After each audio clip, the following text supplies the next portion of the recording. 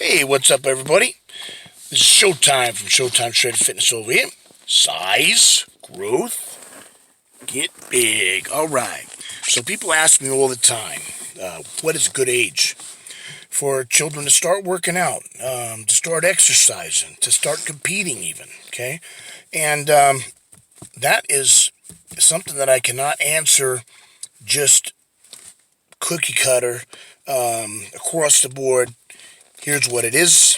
Here's when they can start. Here's what they can do. Here's the level they can achieve. All right. And the reason for that is because everybody is different. And sometimes parents, they forget because your kids are a part of you, right? And you can see down the line and down the road and things like that what would be good for their future and this and that, whereas they can't quite see it, right? They see what's in front of their face, right? So sometimes we have to nudge them or push them a little bit in order to go a certain direction, right? Sometimes we got to almost force them to do things they don't feel like doing, okay? And to a degree, that's great. We're not going to just let them pick what days they want to go to school. You know, some kids will go every single day because they love it. Some kids, like my little brother, or like I would have went to school every fucking day. I love school, you know, most of the time. I didn't like fourth grade that much or sixth grade that much. But other than that, I love school. And my teachers too, right? I really like my teachers, all of this. And even junior high and high school I loved because I knew I had to go to school or I couldn't play sports. Fuck, I'm going to school. I'm not missing a fucking day, right? Unless I'm really, really sick. Which I had perfect attendance almost every single year. And then you got guys like my little brother, right? Who he would have stayed home every fucking day. He would even hug the couch. I don't want to go to school. I don't want to go to school. I don't want to go to school, right? But when he was really, really little, right? And after that, of course, after kindergarten, first grade, he grew out of that. But, or like my kids. It's almost a repeat of my little brother and I, right? We got Cliff, who will go every day because he wants to play sports, right? And he loved school when he was growing up. Now he's in junior high. He's kind of like I was. He's kind of likes it, kind of not. Certain things he likes, certain things he doesn't. Certain classes, he likes better than others, right? But overall, he likes school, okay? But he won't miss a day unless he has to because he wants to play sports, right? So he goes to school. Whereas his little brother, he would much rather sit around, play video games, and watch cartoons. Doesn't want to get a job. He wants to live at home with mom and dad till he's at least 40, and then he's going to adopt a kid and this and that. Hey, everybody's different, right? But he's still got to go to school, you know. Now, the comparison with sports, I hate to break your bubble here, it's different, okay? Sports, I'm kind of okay with you kind of forcing them to pick one really low competitive, still somewhat fun, because sometimes they think they don't want to do it, and you kind of make them do it and just do it for one season, and you can wait till the next season, pick a different sport if you don't like it, or do it again if you do, right? Because my son's like that. The one that wants to watch cartoons, he doesn't want to do anything unless it's karate. So I need to get a hold of Anthony Hamlet because our other really good instructors live in Oregon now, right? Sifu Sean and his daughter Shauna, they are both in Oregon now, right? So, long story short, he's not in karate, so my wife is probably going to have him go into basketball, and he was not wanting to do that.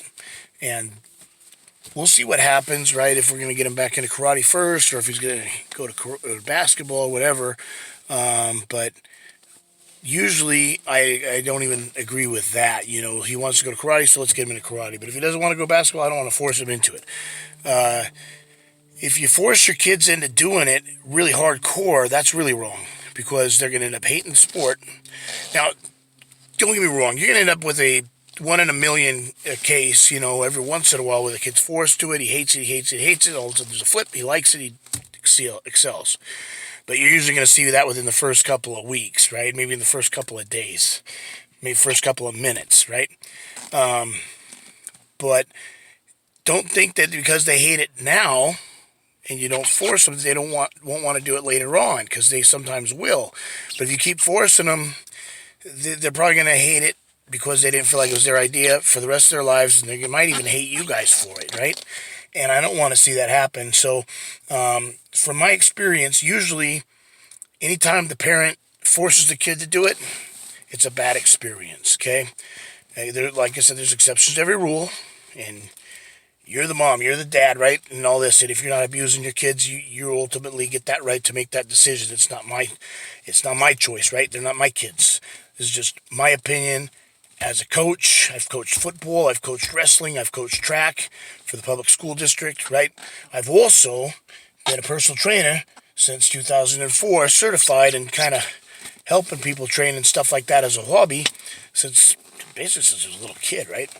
I do little kid sports camp and stuff as an assistant instructor starting at age 11, 12, or 13 with my dad, because he was the instructor. And as I got older, I was able to get a job helping with those classes after I was too old to do them, right? So that was fun, and it's very rewarding, and you get to see a lot of shit. You get to see what works, what doesn't work, what works as a parent, what works as a coach, what works as an athlete, right? And what doesn't work as well. So my advice is, as long as it's fun, and as long as you're not pushing them too hard, I think it's great. And where it's pushing them too hard, in my opinion, is if they want to quit and you don't let them.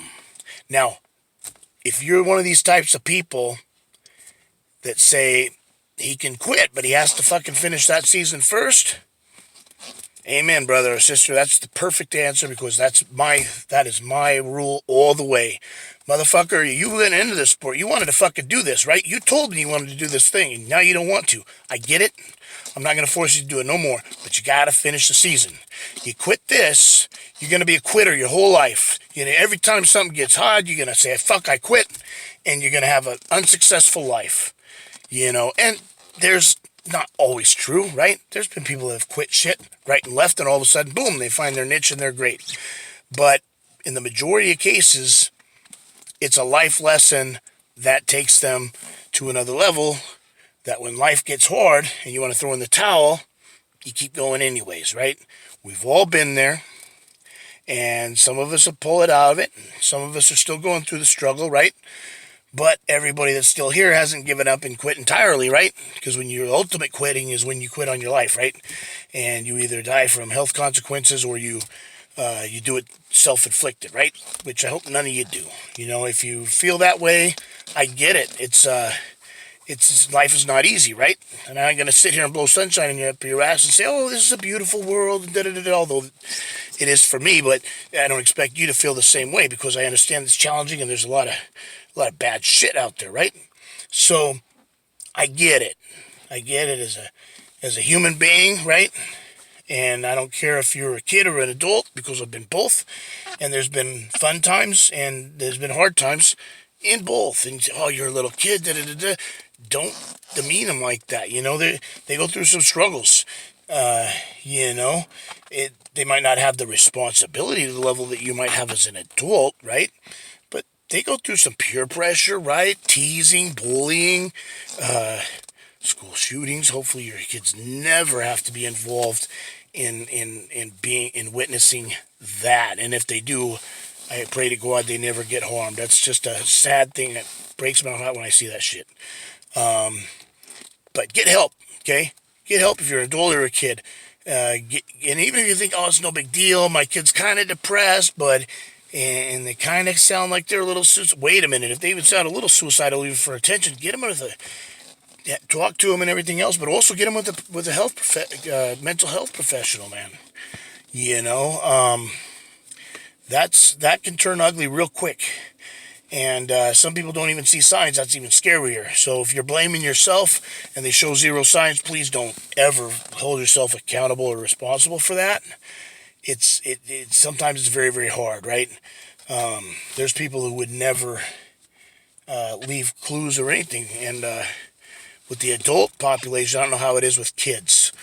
But a lot of them, I know, show signs with studies. I don't know what the girl to guy ratio is, if there's If kids in general show a little bit of signs, a lot of signs, or none at all, I haven't worked enough with kids, other than with my own, to deal with that type of a thing. Thank God, But if there is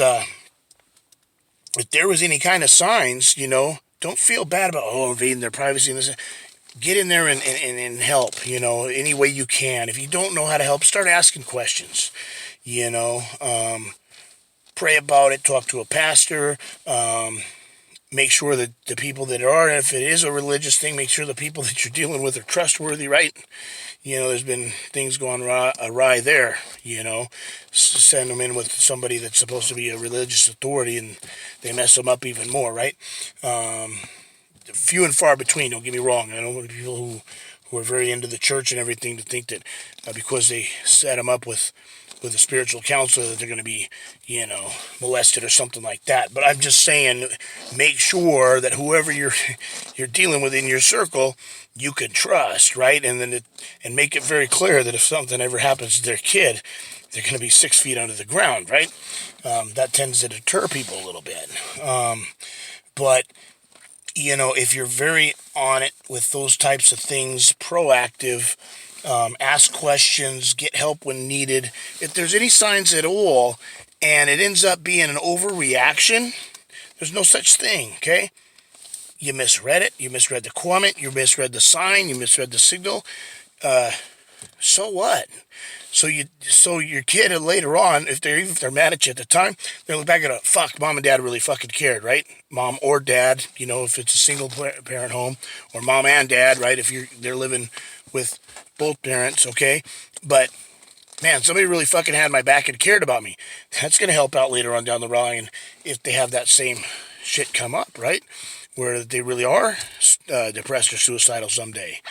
And as an adult, especially if you got kids, or you got people in an environment, whether you run a business and own a business, or you friggin' in a really tight team emergency type situation where you're working with,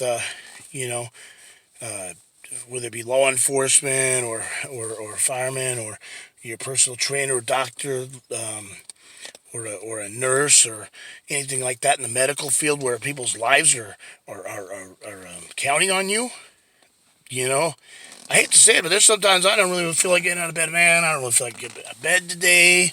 What's the purpose of life? This, not the other thing. I'm like, oh shit, so my son needs something, or I need to give this person a ride, or I got clients relying on me, right? You can't just throw in the towel every day for something like that and be in bed day after day, right? For something like that. You got people counting on you, so you got to get your happy ass up. And if you're wanting to end it all, well, you can't do that. You got people counting on you. So it's a blessing and a curse. So if you're wanting to get out of here, can't do it, right? You're you're cursed. You're forced to live because you got people counting on you. If you want to look at it that way.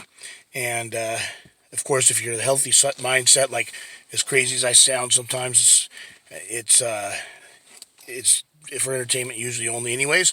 9 times out of 10, when I do anything like that and sound pissed off, pissed off is usually a sign of depression anyway. It can be. Sometimes depression is a sign of inward rage, but I'm outward rage, right? So I ain't at that point. And the majority of the time, I'd say 90 to 99% of the time, right?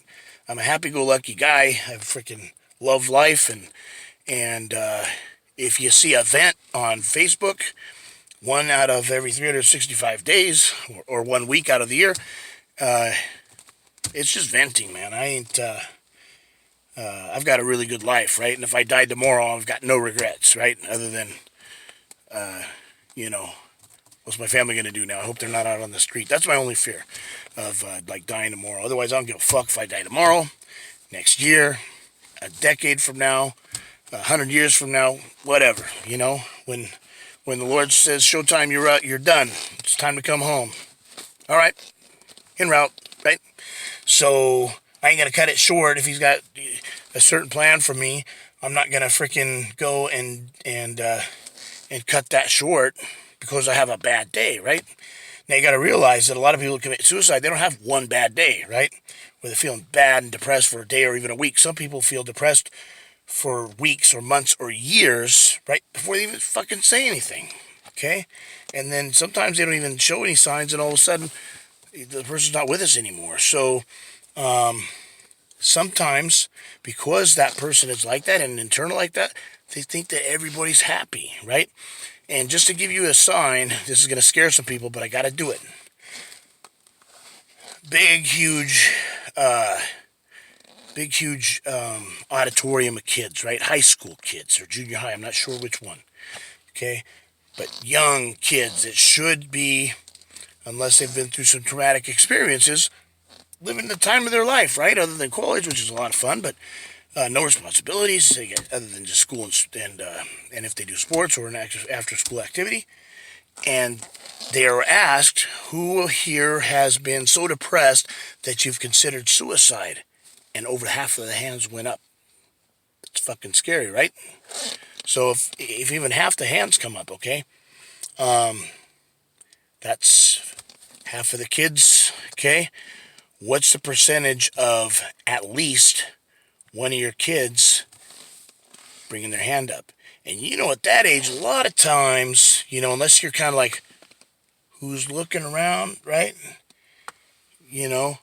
Most of the time, it's going to be freaking scary, right? For a kid to go, yeah, I've thought about suicide. If you're trying to be the freaking cool kid, right? I ain't got no problems. I'm the shit over here, right? And I'm the most popular kid in school, or I'm Miss Pretty, flipping the hair type of a thing, right? That there's so much superficial stuff that goes on in some cliques and stuff in life, whether it be and whether it be college fraternities or junior high or high school, playing that stupid little game of who's cooler than who and this and that and status and who's got the brand name clothes and bullshit that doesn't even matter, right? But people will be depressed and almost suicidal over if they're not in the right clique or they're not wearing the right clothes or they're not Mr. or Miss Popular, right? And then you got the really shitty things where people are freaking victims of something.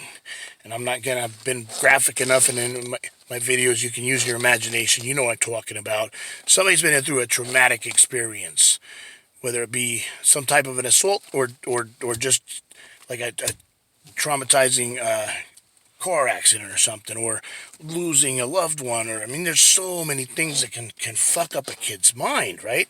Even divorce can cause a lot of problems in a kid's mind, and sometimes divorce is as bad as it is, can be a better alternative if a kid's seeing a lot of conflict in the home. A little conflict is great because, in a marriage that's successful, you have conflict and you work through that conflict. It makes you stronger. It makes you more united. It makes you a stronger couple, right? But if the kid's just seeing a bunch of freaking crazy shit where the freaking where their mom is freaking throwing everything at them in the kitchen sink, right? From freaking toys to remote controls to steak knives and all this other thing, plates and dishes and all these types of things breaking and smashing because it's being thrown at their dad, right? And maybe the dad deserves it, maybe he doesn't, but they see that shit and they start to believe it's normal, right? And that's bad enough. But what's worse is if they got a dad that's really abusive. The dad beats on the mom, the dad beats on the kids, right? And is drunk and abusive verbally and physically and all this other thing. It's not okay, right? For either parent to do that. And it's not good for the kids to see that, especially if it's going to be multiple times. Holy smokes. So, in certain cases, especially if it's just one parent, that's doing crazy shit, sometimes it's better to get that,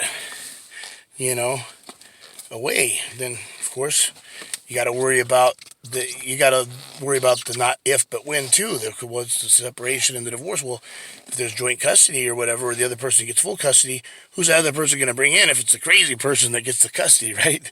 So you got to be careful. So they're still going to see it. It's just going to see it with somebody else. So that's still not going to be helpful to the children. So it's a tough call, and it's your call. And so you just got to think of what's best for the kids, right? And ultimately also what's best for you. Also, it's got to kind of be a win-win combo thing. You don't always want to stay in the relationship just for the kids, but you still have to find a way, though, ultimately, to make sure your kids are all right. That's my life, and reflect the kids. What's their? I've heard this before. That's why I'm saying it. I've heard this before from parents. They're good people. I'm like, did you just lose your mind just now? Did you forget to bring it to the table with you? What's the matter with you?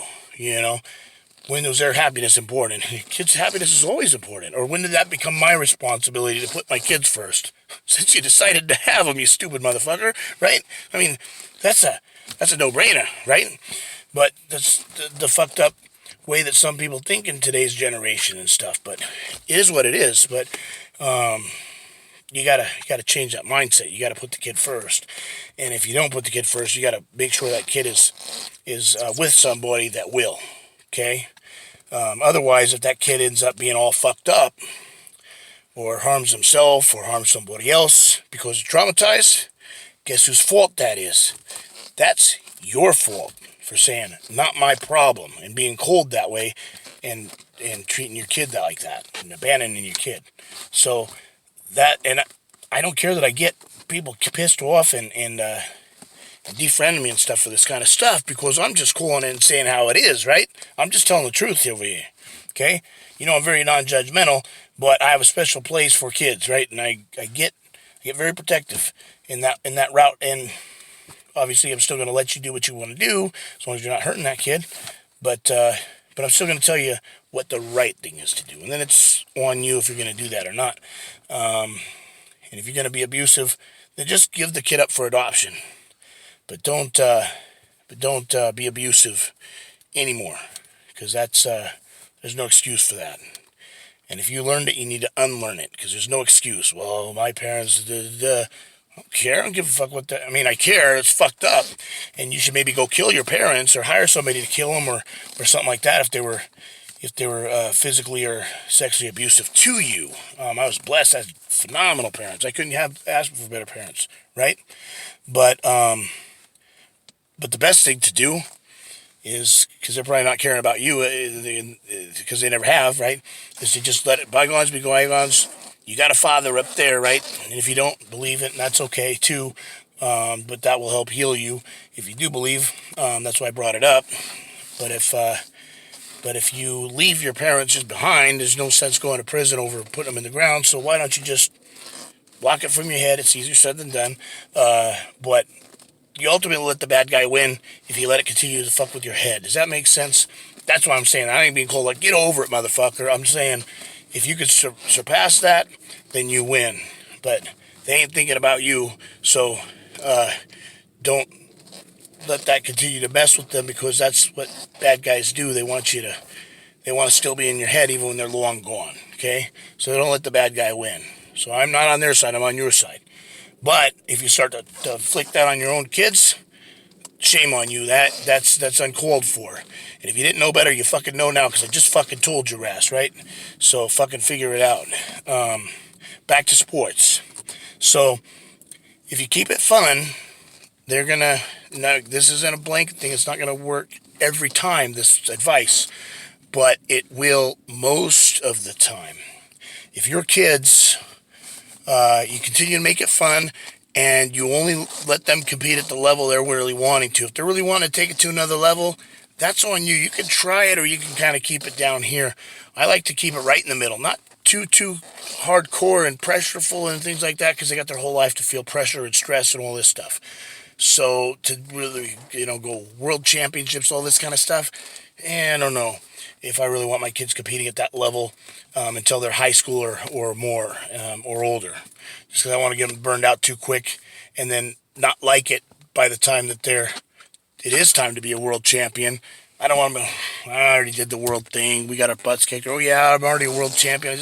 I hate the sport now. I don't want to do it anymore, Dad, right? That can happen, so be careful with that. Now, if that's what your kid really wants to do and you're for it, go for it. I don't think, no, I know, I already know the answer. I'll answer it for you right now. if my kid was, come on, Dad, come on, Dad, come on, Dad, I really want to do this. Fuck yeah, well, I'll let him do it, right? But if he starts to do it at that world level and shit, and he's getting hurt, really, really bad because it's just too damn competitive and the kids are just too intense and it's too much too soon, I'm probably pull him out. If he gets burned out, well, of course I'm going to pull him out because he's going to want to come out anyways. And I'm going to say, of course, as soon as this season's over, we're taking a break. We're going to go back to whatever it is, Parks and Rec, Grid Kids. And now that my son's older, just normal, right, high school ball and junior high ball and things like that. But you got to be smart that way as a parent. And if you just assume that your kid's liking it, don't do that either, because there was a time I was getting a little bit burned out, but my parents were smart. They sensed it, right? But I never verbalized it. It ended up going long, quite a while before they kind of figured it out and they tapered it down, and I did a lot less of it. And then they told me years later that they kind of winged me off of that sport at that level of competition because they could tell that I was starting to get burned out. But had I told them earlier, they would have done that even earlier, because it took them a while to see the signs, because my signs were I thought my signs were non-existent. They picked up on it because I was super passionate about it, right? Jumping around, da-da-da-da. So I still had a great attitude. Hey, Jack, let's go. All right, yeah, I'm en route, let's go. Still had a great attitude about it, but I was like, let's go. Like a little fucking kid, right? Well, I was a little kid, I was 5th grade, but I did wrestling since kindergarten. Started competing in wrestling in the 4th grade, competitively. Just started doing running and fun runs and track and field and everything else since about, I don't know, the fun runs and all that stuff since kindergarten. Track and field competitively, 1st, 2nd, 3rd grade, somewhere in there. Did the T-ball, and the reason I went to track is because I didn't make Little League, and I got bumped down to Pee Wee League, and then my dad talked me into track and field, and I just did that all the way through again. Never played baseball, T-ball, anything ever again. Not because I was pissed off or anything like that, just because I fell in love with track, so I just stuck with that. And then did football, wrestling, and track in junior high and high school. So, all right, it's been Showtime with Showtime Shred Fitness over here. Size, growth, get big. But my whole thing with this, my whole deal is keep it fun, keep the pressure off. If your kids want to kind of take a break, let them, because there's times where I got burned out on a sport. I gave it a rest, I came back. Did I not have a chance to take a break, I wouldn't have come back, okay? Would have hated it. So remember that, all right? And keep that in your mind. I'm not telling you what to do. I'm just telling you from experience what works for most kids most of the time. Your situation might be different. Your kid might be different. You know your kid way better than I know my kid, okay? So as long as you're not an inappropriate parent and you're harping on the kid too much and putting that pressure on him yourself, you don't want to do that, okay? I already know that. And if you talk to Anthony Hamlet or anybody else that believes the way I do, they'll actually tell you to leave their gym or their dojo, because he's taught both wrestling and MMA, and he'll have a parent that's off the charts and out of pocket. He'll make them leave, if they don't shut up and let him do his job.